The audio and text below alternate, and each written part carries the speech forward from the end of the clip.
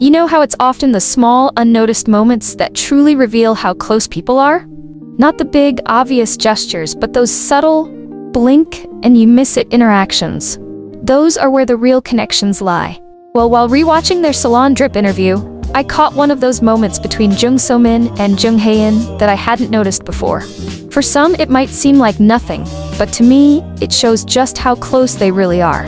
Let me break it down.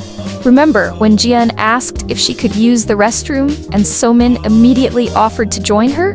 As So-min stood up to leave, there was this brief moment, barely noticeable, where Jung Hae-in reached out toward her.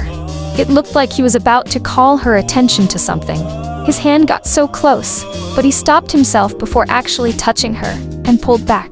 So-min didn't notice because she was already getting up to follow Ji-eun. Here's what's interesting to me. Before Ji-eun even mentioned the restroom, Hae-in's eyes were locked on So-min. Even when Ji-eun was talking, he didn't shift his gaze toward her direction. Then, when So-min stood up, he instinctively reached out, almost like he wanted to say, "Don't leave me." But then, for whatever reason, he decided against it.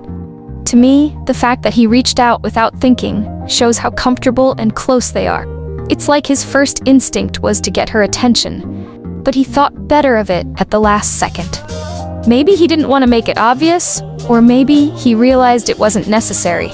Either way, it was such a natural, reflexive gesture that speaks volumes about their bond. This whole interaction, though subtle, feels like it reveals more about their relationship than some of the more obvious moments I've seen. So, what do you think he was about to say or do, besties?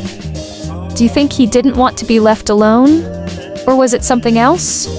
Let me know your thoughts in the comments.